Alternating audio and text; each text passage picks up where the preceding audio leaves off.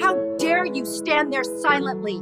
You will pay for the damages my child suffered because of you. Mà giờ tụi mày yên đấy thì tao chịu không về tội nhá. Giờ chúng mày tính sao? Mày đã đánh con trai tao ra nông nỗi này. Look what your son did. We haven't reported it to the police yet. If you continue to harass our family, we will report you to the police. The door slammed so hard it rattled the windows. Tien flinched instinctively, her fingers tightening around the cup in her hand as the sound echoed through the house, sharp and aggressive, breaking the fragile calm that had only just begun to return to their lives. Jack looked up immediately. He didn't need to ask who it was. He already knew, because no one else entered like that. No one else carried that kind of energy, loud, invasive, suffocating. The next second, the voice followed. "Don't pretend you're not home." It was her, the mother, the last person Tien ever wanted to see again. Jack stood up slowly, his expression hardening, his body shifting almost instinctively into a protective stance.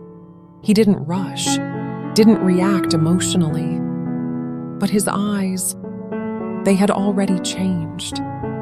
"Stay here," he said quietly. Tien shook her head immediately. No, her voice wasn't loud, but it was firm, because this time, she wasn't hiding. "Boys!"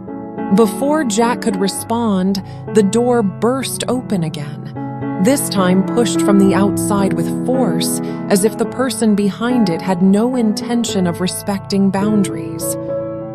And then, she walked in. The older woman's eyes scanned the room quickly, sharp and calculating, before locking onto Tien with a look that carried years of resentment, judgment, and something even darker, bitterness. "Well," she said, her tone dripping with sarcasm, "looks like you're doing just fine."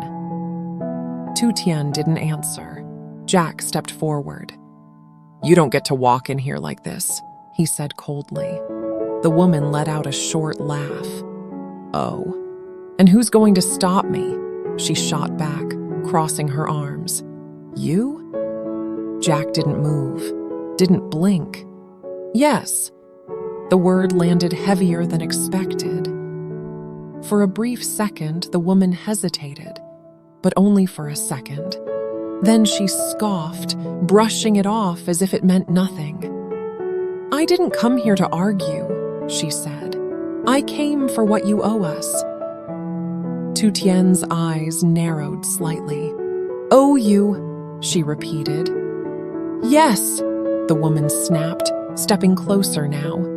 "You and him," she pointed directly at Jack, her finger sharp and accusing. "You both laid hands on my son." Jack's jaw tightened. "That was self-defense," he said. "Oh, don't give me that," she waved her hand dismissively. "You think I don't know what happened? You think I'm stupid?" Tien finally stepped forward. "No," she said calmly, "but I think you're choosing not to see the truth." The room fell quiet for a moment, because that tone was new. The older woman's eyes flashed. "Truth?" she repeated. "The truth is you ruined my son's life." Tien let out a slow breath. "No," she said. "He did that himself." That line hit hard. The woman's expression twisted instantly, anger rising quickly now, her voice growing louder. "You ungrateful girl! After everything we did for you, what did you do for me?" Tien cut in, her voice still controlled but sharper now. "You watched. You knew how he treated me, and you said nothing." Silence, not empty, but heavy, because the accusation wasn't new, but hearing it out loud was different. Jack stayed quiet, but his presence remained solid, unmoving, right beside her. The older woman's lips pressed tightly together. Then she laughed again. But this time, there was no humor in it. "Fine," she said. "You want to play that game? Let's talk about responsibility." She stepped closer to the table and slammed her palm down against it. "If my son is injured, if he can't work, if his life is affected, then you pay." Jack's eyes darkened. "We're not paying you anything." The answer came instantly, no hesitation. "You think you have a choice?" she shot back. Jack stepped forward now, closing the distance between them slightly, his posture straight, his voice low but firm. Yes, the tension in the room shifted again, because this wasn't just an argument anymore. It was a boundary. You come into our house," Jack continued. "You make accusations, you demand money, without any proof, without any legal ground." "I don't need legal ground," she interrupted loudly. "I'm his mother." "That doesn't give you the right to extort people," Jack said. The word landed like a slap. Extort! The woman froze for a brief moment. Her eyes flickered, because she didn't expect that, didn't expect him to say it that directly. Tien watched carefully, because she knew this pattern. She had lived through it, the shouting, the pressure, the manipulation. But this time, it felt different, because she wasn't alone. "You want money," Jack continued calmly. "Then we can handle this properly." The woman narrowed her eyes. "What does that mean?" Jack pulled out his phone and placed it on the table. "Let's call the police," he said. The room went silent. Completely. Tien didn't move, but inside, something shifted. Because this was the line. The older woman stared at the phone, then at Jack, then at Tien. Her confidence started to crack. "You wouldn't dare," she said, but her voice was no longer as strong. Jack didn't even blink. "Try me." A long pause followed, long enough for the tension to become unbearable, long enough for the truth to settle in. Because deep down, she knew. This wasn't the same situation anymore. This wasn't the same girl she could control. Tien finally spoke again, her voice softer than Jack's, but no less firm. "If you come here again, if you continue to harass us," she paused, then finished, "we will report everything." No anger, no shouting, just clarity. The older woman's hands slowly dropped to her sides. Her eyes moved between them again. But this time, there was something else there. Not just anger, not just pride, but fear. For the first time, she realized she had no control here. "You think this is over?" she said quietly, her voice bitter now. Jack didn't answer, because he didn't need to. Tien held her gaze. "This ended a long time ago." Silence. Then, the woman turned, abruptly, her steps heavier now, no longer confident, no longer aggressive, just sharp with frustration. She reached the door, paused for half a second, as if she wanted to say something else, but didn't. And then she left, the door closed behind her. Not slammed this time, just closed. The house fell quiet again, but it wasn't the same silence as before. This one felt like release. Jack exhaled slowly, running a hand through his hair, the tension finally leaving his shoulders. "You okay?" he asked, turning to Tien. She didn't answer immediately. Her eyes were still on the door, as if making sure it was really over. Then slowly, she nodded. "Yeah." But her voice was softer, not broken, just processing. Jack stepped closer. Not too close, just enough. "You did good," he said quietly. She looked at him, and for a moment, there was something in her eyes. Not fear, not pain, but something steadier, stronger. Because this time, she didn't run. She didn't stay silent. She stood. But somewhere outside, at the end of the street, the older woman stopped walking, her hands clenched tightly, her face twisted with resentment. Because people like her don't walk away peacefully. They wait, and the next move hadn't been made yet. The quiet didn't last. It never does when the past refuses to let go. That night, the house felt different. Not unsafe, but watched. Jack stood by the window, arms crossed, eyes scanning the dark street outside, every small movement catching his attention. The faint glow of the streetlight flickered against the empty road, but something about the stillness felt wrong. Behind him, Tien sat on the edge of the bed, her fingers intertwined tightly, her mind replaying everything that had happened earlier. "She won't stop," she said softly. Jack didn't turn. "I know." That answer came too quickly, too certain. Tien looked up. "You really think she'll come back?" Jack finally faced her. "Yes." No hesitation, no doubt. "People like her don't leave when they lose," he added. "They come back when they think they've found another way to win." A silence followed. Not fear, but preparation. The next morning came with tension already in the air, and right on time, she returned. This time she didn't come alone. The door wasn't slammed open like before. Instead, it was knocked. Loud, sharp, repeated. Jack and Tien exchanged a glance.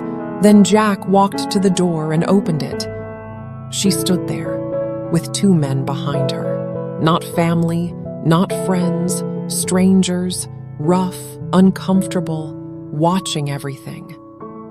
"I told you," the older woman said, her tone no longer loud but colder now, calculated. "This isn't over."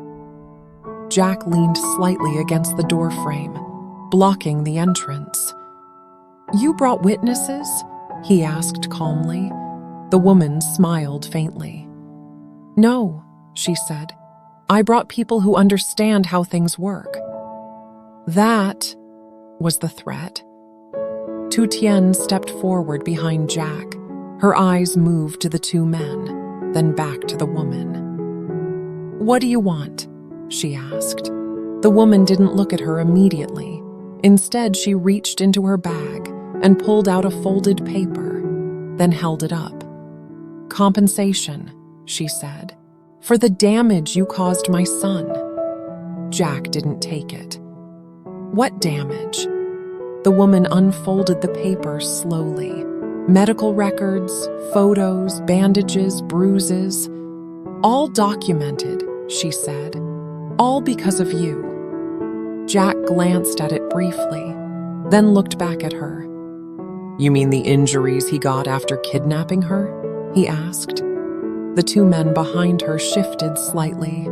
That word, kidnapping, changed the tone.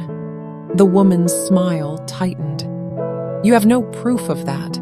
Jack reached into his pocket, pulled out his phone, tapped the screen once, then held it up. "I do." The room stilled. Because this time, He wasn't bluffing. Tien turned to him slightly, surprised. What? Jack didn't look at her. I called someone that day, he said quietly, before I went in. Her eyes widened. You recorded it? Jack nodded slightly. Not everything, he admitted, but enough. The woman's expression changed, subtly, but clearly, because now the balance had shifted. You're lying, she said quickly, but her voice wasn't as strong anymore. Jack stepped aside slightly, not to let her in, but to make space. Come inside, he said. We can call the police together, show them everything, your documents, my recording. He paused, then added, let them decide. The two men exchanged glances. Uneasy now, because this wasn't what they signed up for. The woman hesitated, just for a second, but it was enough. Tien stepped forward, her voice calm, controlled, clear. You said you wanted justice, she said. This is how we get it. The older woman looked at her, really looked at her, and for the first time, she didn't see the same person as before. She saw someone who wasn't afraid. No, the woman said suddenly, stepping back. This doesn't need police. Jack didn't move. Then it doesn't need money either. Silence. The tension cracked, not explosively, but quietly, like something breaking from the inside. The woman lowered the paper slowly, her hand trembling slightly, her eyes flickering between Jack and Tien. Then she laughed, but it was hollow, bitter, defeated. You think you've won? She said softly. Jack didn't answer. Tien did. This isn't about winning, she said. It's about ending this. Another silence, longer this time, heavier. The two men behind her stepped back slightly, already disengaging, already done. The woman noticed. Of course she did. And that was the final blow. Fine, she said, the word barely audible, but real. She folded the paper slowly, put it back in her bag, then turned. Not with anger this time, not loudly, just quietly. She walked away. The two men followed. No one stopped her. No one said anything. The door closed. Inside the house, the silence returned again. But this time, it felt different. Not tense, not fragile, but settled. Tien let out a breath she didn't realize she had been holding. Her shoulders relaxed slightly. It's over, she whispered. Jack looked at her, then at the door. For now, he said. She nodded, because she understood.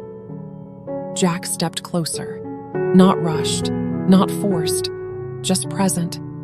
You okay? He asked again. She looked at him, this time with a small, tired smile. Yeah, and slowly. She leaned into him, not because she needed protection, but because she chose to. Jack wrapped an arm around her shoulders, holding her there, steady. Outside, the street was quiet again, the same as before. But at the far end, the older woman stopped walking, just for a moment. Her grip tightened around her bag, her expression unreadable. Because bitterness doesn't disappear that easily. It waits. And somewhere else, a phone vibrated inside her bag. She slowly pulled it out, looked at the screen. Her son. She didn't answer. Not yet. because something had changed. And for the first time, even she wasn't sure. What would happen next? Hello mọi người, hôm nay mình sẽ trình bày câu chuyện về Toàn, một người đàn ông sống với những ký ức đã mất. Khi anh dần dần xây dựng cuộc sống của mình thông qua những công việc thường nhật giản dị và sự chăm sóc thầm lặng của những người xung quanh. Dưới ánh mắt theo dõi của một bà lão, Toàn đã bắt đầu thấy vững vàng trở lại. Dù câu hỏi về quá khứ vẫn tiếp tục làm anh trăn trở. Trung tâm của sự bối rối ấy là Tử Diễm, một cô gái trẻ tốt bụng và tận tâm, người mà sự ấm áp gần gũi của cô khơi gợi những tia sáng le lói của những ký ức bị lãng quên. Mặc dù anh không thể nhớ mình đã yêu cô ấy như thế nào, nhưng sự hiện diện của cô mang lại cho sự an ủi, hy vọng và khát khao lớn lao, muốn tìm lại cho con người mình trước đây. Qua công việc chung, những cuộc trò chuyện nhẹ nhàng, những khoảnh khắc bình dị tràn đầy ấm áp, Toàn nhận ra rằng sự chữa lành không phải là lúc nào cũng đến từ việc nhớ lại mọi thứ cùng một lúc, mà đến từ việc sống và yêu thương, tin tưởng những người luôn ở bên cạnh anh khi anh thấy lạc lõng nhất.